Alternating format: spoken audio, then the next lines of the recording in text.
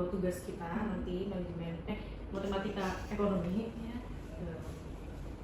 Sebelumnya di sini kita mau menanyakan terkait modal awal bisnis ini berlangsung, kira-kira dari awal buat pembangunan dan lain-lain itu sekitar berapa ya?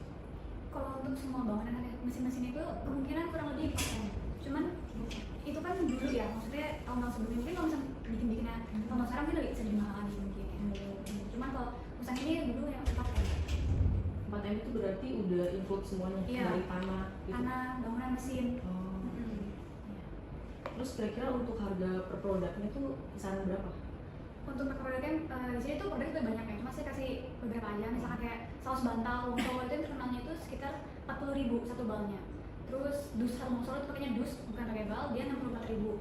Dan ada juga yang kecap itu yang di botol aqua itu dia harganya sekitar 50.000. Berarti itu tuh di harga itu per ininya ya, per setiap apa sih produknya? Iya, per produknya iya.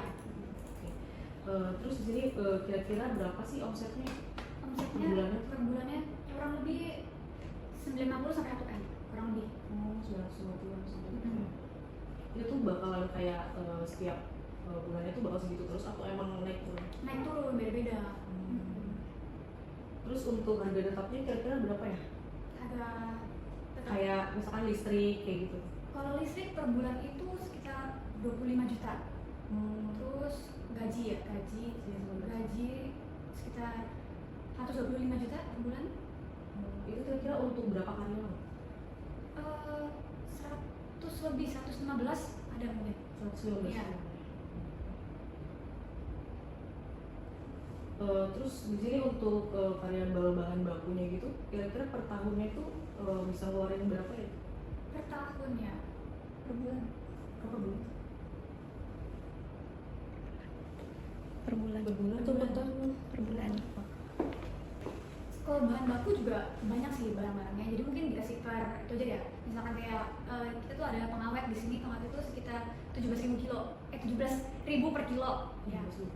Terus ada pemanis itu harganya 450.000 per kilo juga, sama ada kayak plastiknya, plastik rollnya itu sekitar 985.000 per roll, sama paling kapsikum ya itu sekitar 175.000 per kilo. Beda-beda sih jadi. Terus kira-kira kalau buat omsetnya sendiri itu tuh kayak kan itu kan pasti ada kayak turun gitu kan omset. Itu tuh biasanya penyebabnya tuh apa?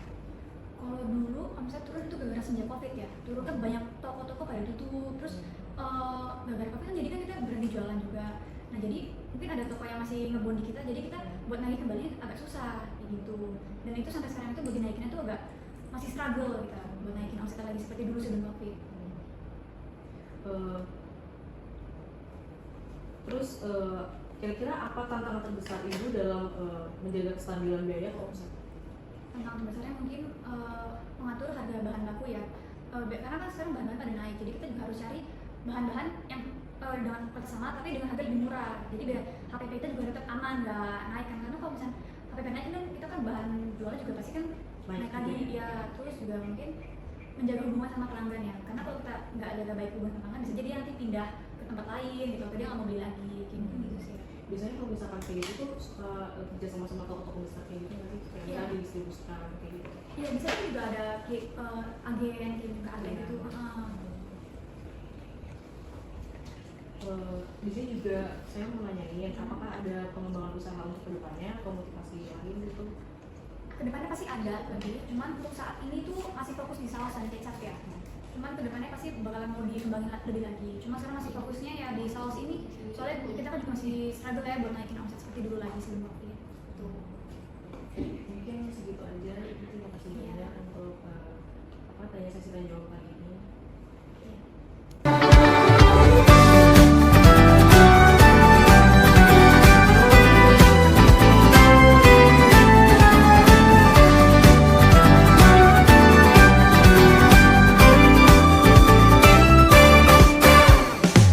Kamu bilang aku tak sama, tak seperti saat pertama. Aku bilang mungkin pikiranmu saja. Kamu bilang ku tak peduli, tak pertama kali